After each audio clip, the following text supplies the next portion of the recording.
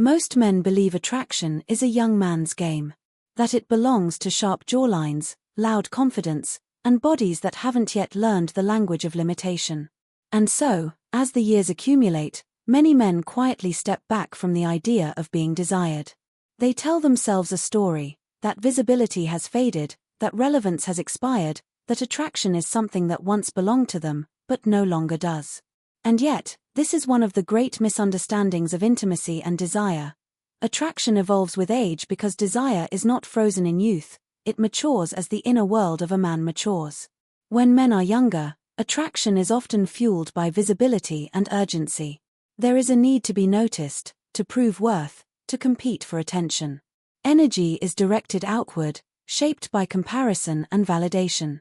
With time, however, something begins to shift. Life introduces complexity, loss, responsibility, failure, recovery. These experiences carve depth into a man, and that depth changes how attraction operates. It no longer relies on noise. It rests on presence. Presence is one of the most understated yet powerful dimensions of attraction. It is the ability to be fully in the room without demanding to dominate it. An older man who has learned to regulate his emotions, tolerate uncertainty, and remain grounded under pressure carries a calm authority that cannot be rehearsed. Others feel it immediately, often without knowing why. It creates a sense of safety, not because he has all the answers, but because he is not destabilized by questions. This steadiness is magnetic, especially in a world saturated with distraction and insecurity. Confidence also transforms with age. It moves away from bravado and toward clarity. Younger confidence often tries to outrun doubt, mature confidence has already met doubt and survived it. There is an ease that comes from knowing one's limits and no longer being ashamed of them. This kind of confidence does not need to be announced or defended. It shows up in how a man speaks slowly enough to be understood, how he listens without plotting his next move, how he allows moments of silence without rushing to fill them. Confidence like this invites desire because it does not pressure it. Then there is emotional gravity, the quiet force created by lived experience that has been integrated rather than denied. Emotional gravity comes from having felt deeply and not numbing oneself to avoid pain. It is evident in empathy, discernment, and the capacity to hold complexity without collapsing into extremes. People are drawn to those who can contain emotion rather than be controlled by it. An older man who has learned this becomes a place others want to land, even briefly. The tragedy is that many men misinterpret this evolution as loss. They search for the familiar signs of attraction from their youth and, not finding them, conclude that desire has evaporated. In truth, the currency has changed. Attraction becomes less about being looked at and more about being felt. It becomes less about pursuit and more about impact. What once required effort now emerges naturally through being rather than doing, through coherence between inner life and outward expression, through a grounded masculinity that does not seek permission to exist. True attractiveness is felt rather than declared because desire operates on an emotional and psychological level long before it becomes conscious. Many men assume that attraction is something you signal outwardly through appearance, achievement, or confidence displays, but what actually draws people in is how they feel in your presence. Attraction begins in the nervous system. It is the subtle relaxation someone experiences when they are not being assessed, rushed, or impressed upon. When a man creates that internal safety simply by the way he shows up, he becomes quietly compelling without effort. This kind of attractiveness cannot be manufactured or announced because the moment it is claimed, it loses its effect. Declaring oneself attractive often signals a need for confirmation, and need dissolves magnetism. When a man is at ease with who he is, he no longer scans the room for approval or feedback. His attention is directed outward rather than inward. He listens, not to respond, but to understand. He remains emotionally present even when the topic becomes vulnerable or ambiguous. This presence communicates something deeper than words. You are safe here, you don't have to perform, and nothing is being demanded from you. People are drawn to those who reduce internal pressure rather than increase it. An attractive older man does not overwhelm others with intensity or urgency. He allows conversations to unfold, silences to breathe, and emotions to reveal themselves at their own pace. He does not rush intimacy, and paradoxically, this restraint often accelerates it. There is something deeply appealing about a man who can hold desire without being consumed by it, who can sense connection without trying to control its outcome. Attraction that is felt also shows up through emotional attunement. This is the capacity to notice shifts in energy, tone, and mood, and adjust accordingly. When someone feels seen without being dissected, their nervous system softens. They feel understood without intrusion. This attunement is not about technique, it grows from emotional self-awareness. A man who knows his own emotional landscape is less likely to project unresolved needs onto others, making interactions cleaner, calmer, and more honest. Perhaps the most overlooked aspect of felt attractiveness is integrity between inner life and outer behavior. When a man's words, boundaries, and actions align, there is a sense of coherence that others immediately trust. He is not trying to be enigmatic or impressive, he simply is. That authenticity creates a form of gravity that pulls people closer without persuasion. It invites curiosity rather than effort, and desire emerges as a response, not as something demanded. In this way, true attractiveness bypasses the ego and speaks directly to how people experience themselves when they are near you. A man's true power begins to emerge the moment he no longer needs to be chosen to feel whole. For many men, earlier stages of life are shaped by the hunger for recognition, affection, and approval, especially from romantic partners. Desire becomes a mirror through which they attempt to confirm their value. But with time and experience, something essential can shift.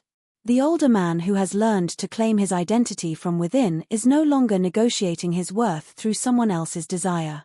This internal anchoring becomes the foundation of a different kind of power. Self-knowledge is not about certainty in every direction, it is about familiarity with oneself. It means knowing how you respond under stress, what triggers defensiveness, where your tenderness lives, and what truly matters to you. When a man understands these dimensions of himself, he becomes less reactive and more deliberate. He no longer confuses impulse with intuition. His relationships reflect this clarity. He does not ask others to complete him or rescue him from his own emptiness, because he has already learned to sit with himself without panic. This inner stability is deeply attractive because it removes emotional burden from connections. When a man is rooted in self-knowledge, he does not arrive in relationships with hidden expectations or unspoken debts. He is not auditioning for love or contorting himself to avoid rejection. Instead, he meets others from a place of choice rather than survival. This creates a sense of freedom and safety around him. People feel they can approach him without being responsible for his self-esteem or emotional regulation. Performance is exhausting, both for the one performing and for those watching. Many men spend years refining images of competence or dominance, believing this is what attracts respect and desire. But performance fractures authenticity. There is always a fear of being exposed, of falling short. An older man who has relinquished performance understands that he does not need to showcase strength, it is evidenced through consistency and restraint. He speaks only when there is something real to say. He sets boundaries without aggression. He can admit uncertainty without collapse. True power does not seek attention, it commands respect by its steadiness.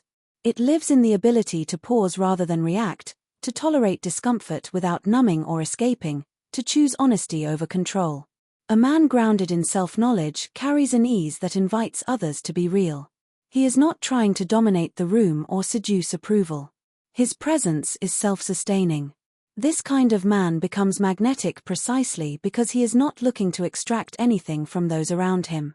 His power is internal, quiet, and unmistakable, and it reshapes how desire organizes itself in his presence. Desire does not emerge from pursuit alone, it grows in the space where curiosity is allowed to breathe. Many men are taught that wanting means chasing, convincing, proving interest through persistence and intensity. But desire is not fueled by pressure. It responds to contrast, to mystery, to a sense of emotional containment. When a man learns to practice restraint, he shifts from trying to capture desire to allowing desire to come toward him. This shift changes the entire emotional dynamic of attraction. Authenticity is the foundation of this restraint. When a man is aligned with himself, he does not need to over-explain, overshare, or overinvest prematurely. He is not withholding to manipulate interest, nor is he flooding the connection to avoid uncertainty. Instead, he stays present with what is unfolding without forcing it into shape. This balance creates a rhythm that feels natural rather than engineered. Desire thrives in this rhythm because it is free from obligation. Restraint is often misunderstood as coldness or lack of interest, but in truth, it is a sign of self-respect. A man who can hold his desire without insisting it be acknowledged communicates confidence without words. He does not chase validation through constant contact or emotional intensity. He allows longing to exist without immediately resolving it. This creates polarity, a dynamic tension that is essential for attraction. The absence of urgency invites imagination, and imagination is one of the most powerful engines of desire. When a man stops chasing attention, he begins to receive it differently. People sense when they are not being managed or pursued for outcome. There is relief in not being hunted emotionally, in not feeling responsible for someone else's need to be desired. This relief often translates into increased interest, because desire flourishes where freedom is preserved. The man who practices restraint is not indifferent, he is anchored. His interest is conscious, not compulsive. This dynamic is particularly potent in an older man because restraint is informed by experience. He has learned that intensity does not guarantee intimacy and that urgency often masks anxiety. He understands that real connection requires space as much as proximity. By honoring this space, he creates conditions in which desire can grow organically rather than being forced into existence. Authenticity ensures that restraint does not become strategy. There is no agenda behind the pause, no manipulation behind the silence. The man is simply being truthful about where he is and what he feels, without demanding a response. Desire recognizes this honesty. It leans toward what is real, what is grounded, what does not need to conquer to feel alive. In this way, desire becomes a response to presence rather than a reward for effort, unfolding naturally where authenticity and restraint quietly meet. Experience alone does not create charisma, it is what a man does with his experience that determines whether it becomes weight or wisdom. Many people accumulate years without integrating what those years teach them. They repeat patterns, harden emotionally, or retreat behind cynicism. But when experience is reflected upon, felt, and metabolized, it refines a man rather than closing him. This integration is what transforms life events into an invisible confidence that others immediately sense. Integrated experience shows up as ease. The man no longer needs to impress with stories of what is seen or conquered. His past lives quietly inside him, informing his responses without dominating the present moment. He remembers what urgency has cost him. He recognizes familiar emotional traps before stepping into them. This discernment gives his presence a grounded calmness. People feel that he has been somewhere emotionally and survived intact, which creates a sense of trust without explanation. Charisma without effort emerges when a man stops advertising his strengths. Younger charisma often relies on projection, energy pushed outward in the hope that it will be received and affirmed. Mature charisma is receptive. It knows when to speak and when silence carries more weight. It knows that listening deeply is more captivating than performing confidently. This receptive quality invites others to reveal themselves, and people are most drawn to those around whom they can be fully seen without judgment. Integrated experience also softens a man. Not in a way that weakens him, but in a way that makes him accessible. He has felt loss, disappointment, and regret, and instead of armoring himself against those feelings, he has allowed them to teach him compassion. This emotional elasticity is rare and deeply attractive. It communicates that strength and tenderness are not opposites, but partners. When a man holds both, his presence becomes textured and human rather than rigid or intimidating. What makes this charisma effortless is that it is not trying to be charisma at all. It is an outcome, not a goal. The man is not tracking how he is perceived, he is engaged with the moment in front of him. His attention is steady. His reactions are measured. He is not flooded by emotion, nor is he disconnected from it. This balance creates an internal coherence that others feel immediately, even if they cannot name it. When experience is integrated, it no longer needs to be explained, justified, or displayed. It shapes posture, tone, timing, and emotional availability in subtle ways. The man becomes predictable in the best sense, reliable, consistent, emotionally intact.